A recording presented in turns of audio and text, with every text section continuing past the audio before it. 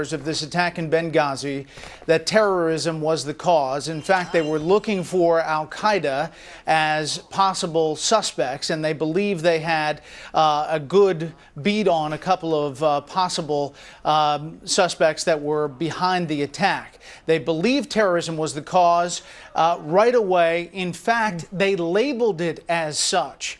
The government, the U.S. government, labeled it terrorism in order to unlock the resources needed to mobilize response quicker. Yeah. Again, let's review this.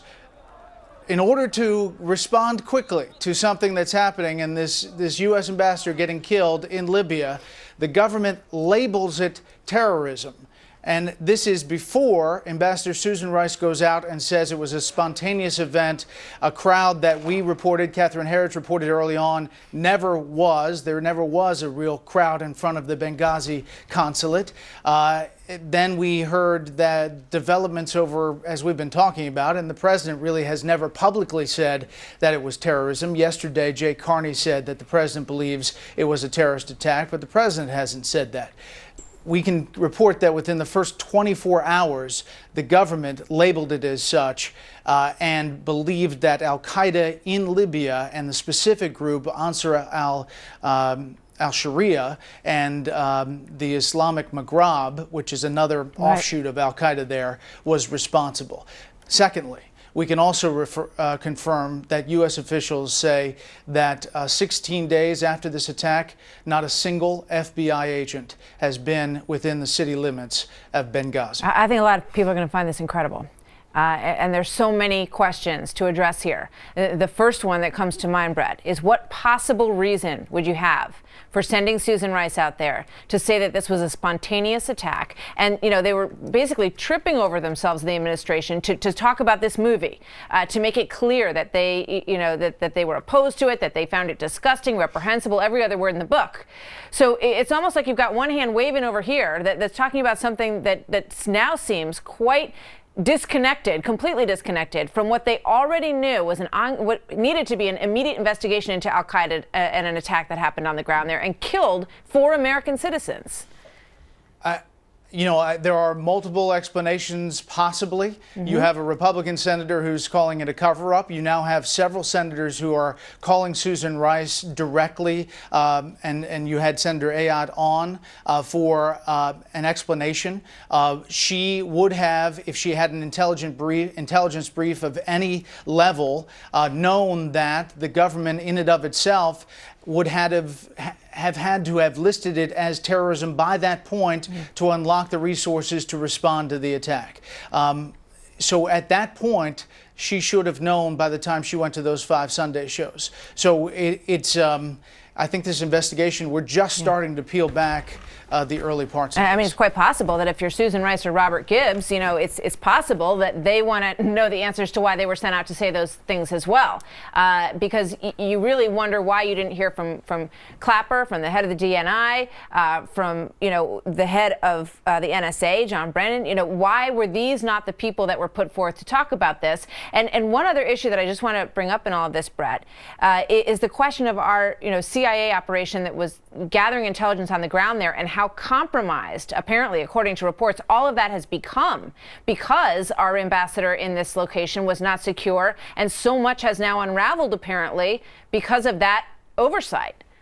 Yeah, I mean, we've reported extensively about al-Qaeda and how much they were expanding in Libya and how concerned the U.S. government and the intelligence community was about that before this attack. And to that end, the CIA had many assets on the ground trying to get a grip of what was happening. Well, after this attack and because of this attack and all the fallout from it, all of that reportedly has been removed. Yeah. And so, according to one official, the eyes have been poked out. So our ability to know and see what is going on about the extension of al-Qaeda in one of the most crucial places in the world in the war on terror is being compromised. Yeah. I will give one thing real quickly, Martha. Olivier Knox, the White House correspondent with Yahoo News, first on September 20th tweeted out that the administration knew from day one, trying to pin down, he said in a tweet, that they formally said it was terrorism to unlock, this is what he said, all the resources needed, formally labeling it terrorism. Now, it's amazing what Twitter does, but looking back, I just want to give him credit on day, September 20th for putting that out there. Steve Hayes has a great thing coming out on the Weekly Standard that goes through all the comments as we continue to peel back this onion. And even if that were the case, that they didn't want to talk about it at that point, they could have said that. They could have said, we're still figuring all this out, and knock on with the other thing that was, sort of appears to be a red herring in many ways. Brett, thank you. We're going to stay on top of this, as I know you are, and we'll be watching Special Report tonight for that, and more from Steve Hayes, as you point out. Great reporting there, too. Absolutely. And also begs the question, too, if the FBI still has not gotten on the ground in Benghazi, clearly they don't believe it's safe to go in there. So why would you allow your U.S. ambassador to enter that town without appropriate security? The fact that they haven't been there is deeply troubling. Could it be that it's still not safe? Well, it could be that suggests that. Obviously, there has to be a reason why our FBI didn't go there immediately. And that would also suggest that, in contradiction to what Ambassador Susan Rice said on every Sunday show when she first went on this incident, that this was, of course, not a spontaneous reaction to a video. Those comments were deeply troubling, and that's why we wrote the letter. And I have to tell you, with the comments she made on those Sunday shows, that was either incompetence or blatantly misleading the American people. Was she lying? Well, I have to tell you, I would think, again, I think it's misleading the American people. We knew at the time, obviously, that the attackers, she knew, had to have known. They came with RPGs, diesel canisters, automatic weapons. It was on September 11th.